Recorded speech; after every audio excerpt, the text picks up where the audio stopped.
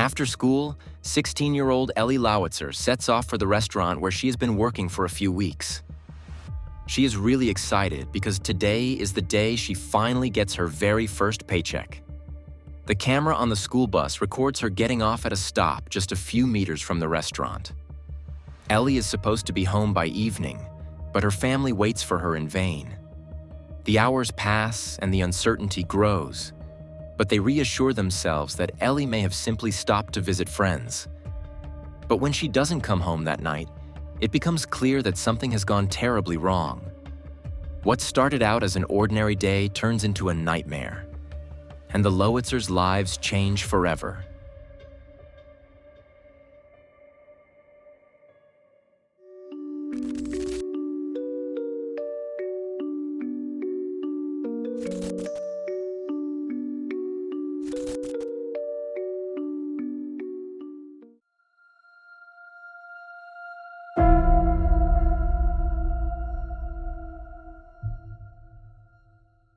Alexandria Ali Lowitzer was born on February 3, 1994.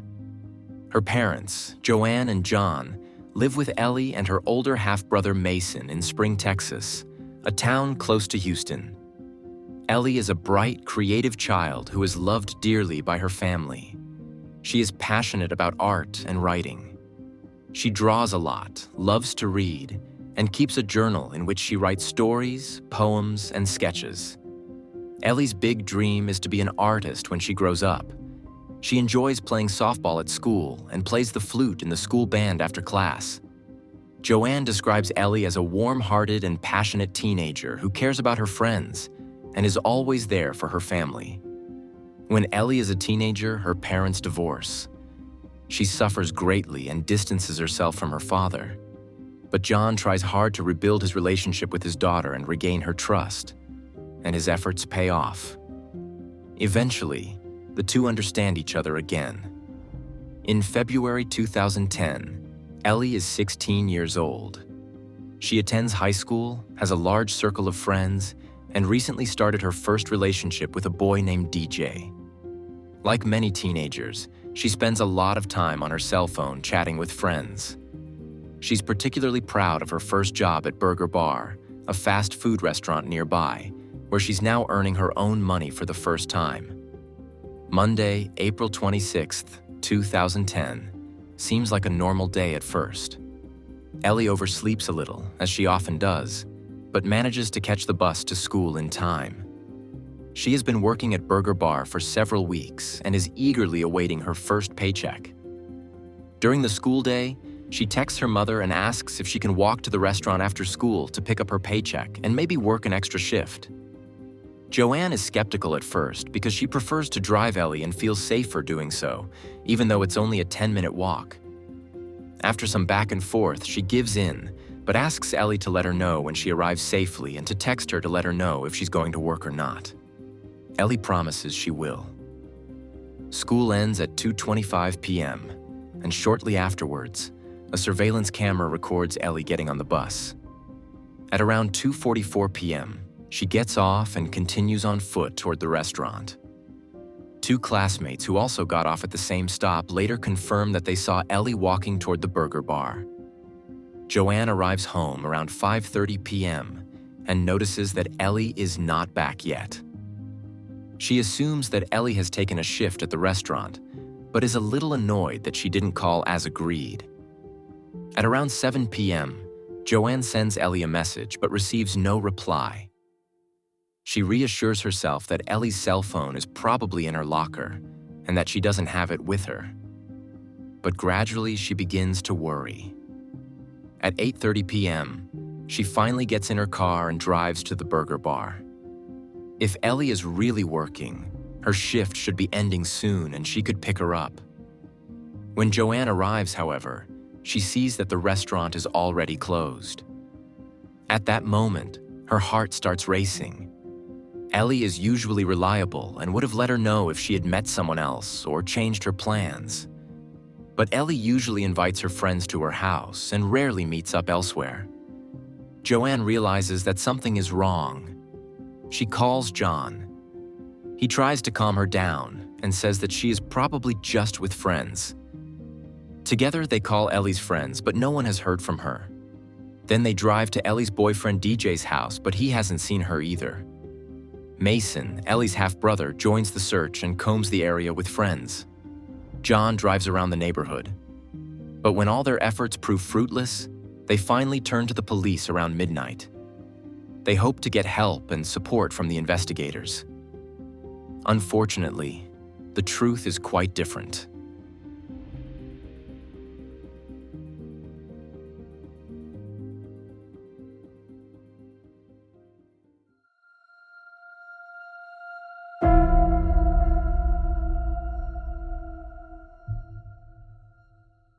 When Ellie's parents report her missing to the local police station, the Harris County Sheriff's Office, they are not taken seriously.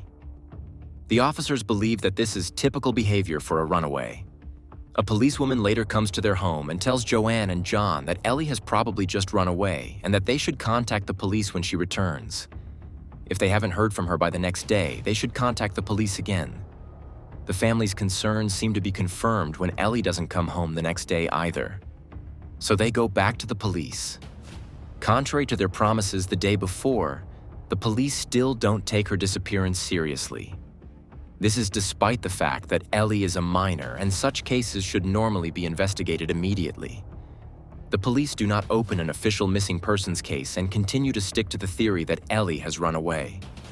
This is inconceivable to her parents, as Ellie has left everything that is important to her at home.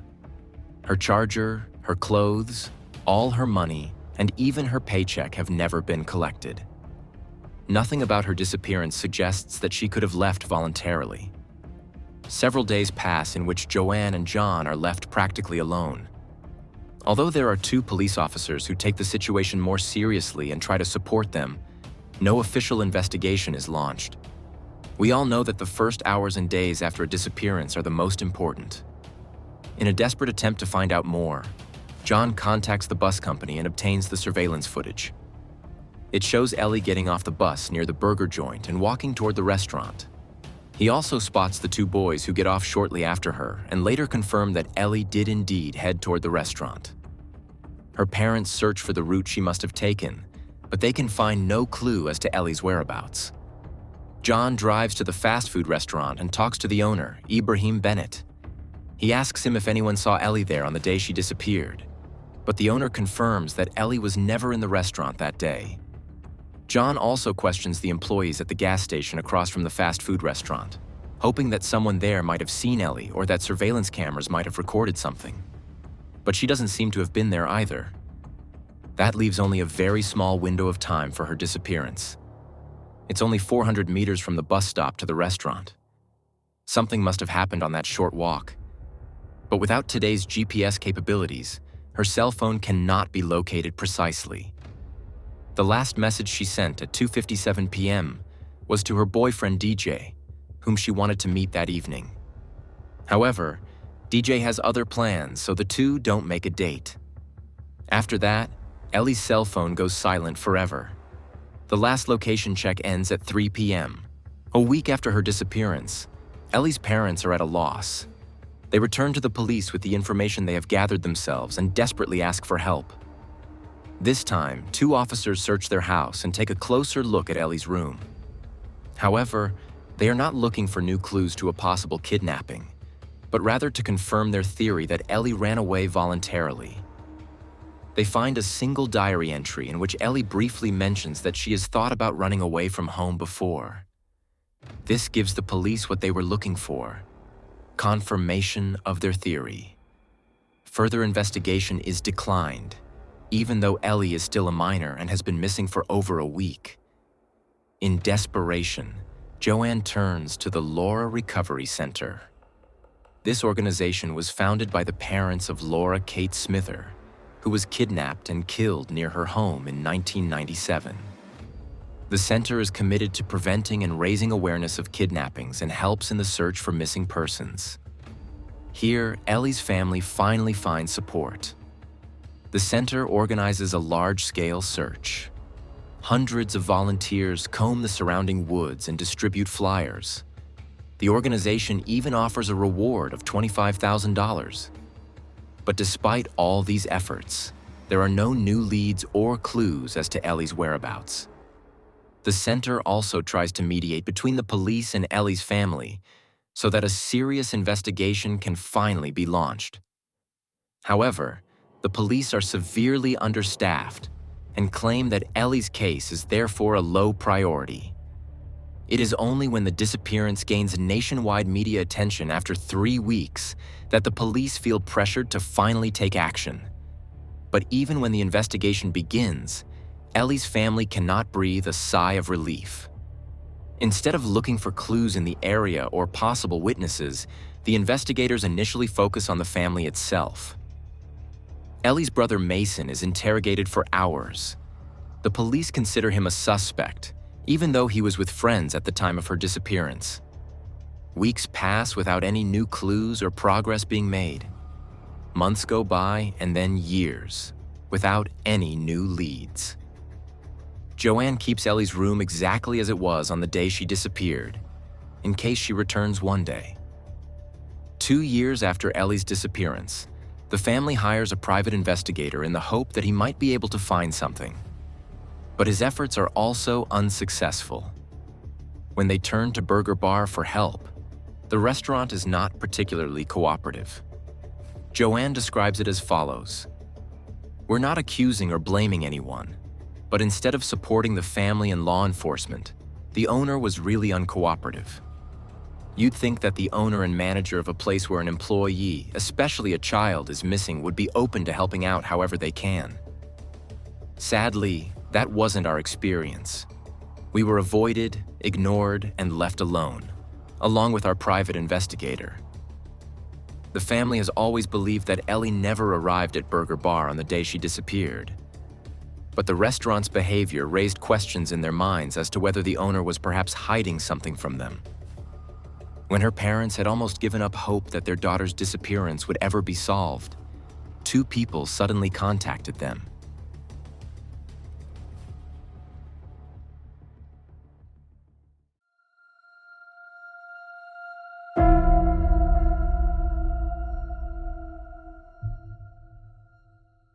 Two years after Ellie's disappearance, 2 private investigators contact Joanne and John Lowitzer.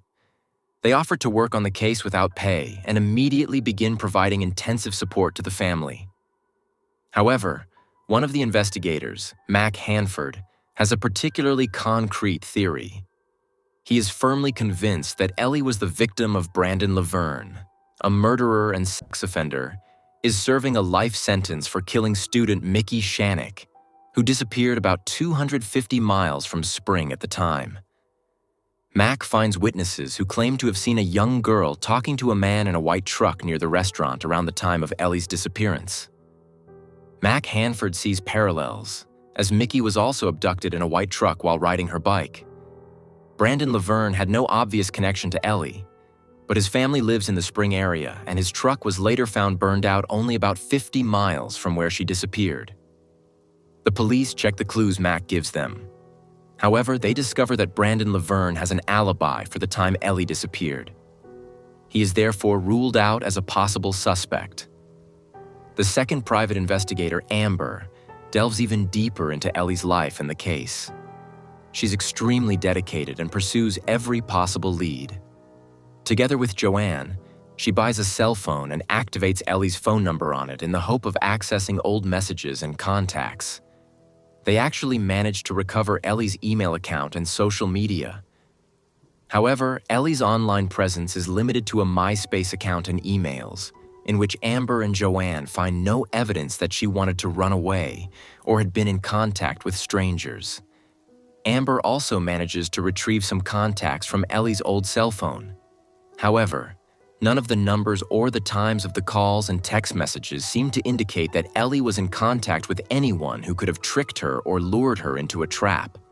Despite the overwhelming evidence that Ellie did not disappear voluntarily, Amber continues to hope that she is still alive. Ellie's mother hopes so too, but both know that this would mean she has been held captive for years. Amber finally considers the possibility of human trafficking. Houston, just 30 minutes from Spring, is considered by the Department of Justice to be a hub for human trafficking. From there, It is easy to transport people to different locations without being noticed. Amber believes that Houston's proximity is crucial to Ellie's disappearance. She finds out that Ellie's cell phone was turned off just minutes after she got off the bus and never turned on again. To Amber, it sounds like the perpetrator knew exactly what he was doing and was experienced and professional. She learns that a former friend of Ellie's older brother had been in contact with underage girls for sexual exploitation. His brother is said to have dealt drugs in Ohio. However, Amber suddenly has to stop her investigation. She says she has evidence that Ellie is still alive and being held captive, and that she has gotten so close with her investigation that further inquiries could mean her death. In October 2012, almost 2.5 years after Ellie's disappearance, Joanne receives a phone call. A person from Columbus, Ohio, believes they saw a girl matching Ellie's description at a church event for homeless people. The person reports that the girl appeared disturbed and did not seek contact with others. Amber immediately contacts the police in Columbus, a city known as another hotspot for human trafficking. Unfortunately, it turns out that the girl was most likely not Ellie. In desperation, Amber decides to take matters into her own hands and goes undercover to Columbus. There she talks to a man and shows him a photo of Ellie. He actually recognizes her and says, "Yes, that's Ellie Cat." Ellie Cat was Ellie's childhood nickname, a name that very few people know. The man claims that the Ellie he knows is from Texas and that he didn't know she was missing. Unfortunately, he doesn't know where she is currently staying. Amber follows up on the information and shows Ellie's photo to several women in a brothel. To her surprise, some of the women also recognize Ellie and eventually take Amber to another brothel where they have seen the girl. Amber enters the building and sees a girl she immediately recognizes as Ellie. The young woman has a small scar on her forehead, a distinctive scar that Ellie has had since she had chickenpox as a child. However, Amber doesn't want to endanger anyone, so she doesn't reveal herself. Instead, she contacts the police to proceed officially with a search warrant. Joanne and John are filled with hope once again and travel to Columbus in December 2012 to be as close to their daughter as possible. However, when the police finally gain access to the brothel, all traces of Ellie have already been covered up. It is as if she had never been there and no one seems to know her. Joanne and her family are deeply distraught. They had placed so much hope in this clue. But now Ellie seems like a ghost again, unreachable and untraceable. The police consider the brothel tip to be unreliable. Investigators still do not believe that Ellie was the victim of human traffickers or that she is still alive. They argue that her fingerprints would have turned up in a criminal database long ago, as she would most likely have been involved in a crime over the years. Since her daughter's disappearance, Joanne has been a strong advocate for missing persons and fights to ensure that their cases are not neglected like Ellie's. Every year on Ellie's birthday, she organizes an event to raise awareness for missing persons. The mayor has officially declared this day a Memorial Day for missing persons. Joanne has kept Ellie's cell phone active for 12 years, even though she has had to pay over $9,000 in fees just to keep Ellie's phone number accessible in case her daughter ever calls. But eventually, she too has to let go. In tears, she deactivates the cell phone she has kept active all these years. She says it has been like a part of her. To this day, Ali Lowitzer remains missing. It is unclear whether she is still alive and possibly still being forced to work in a brothel. Her parents still hope that they will see their daughter alive again someday.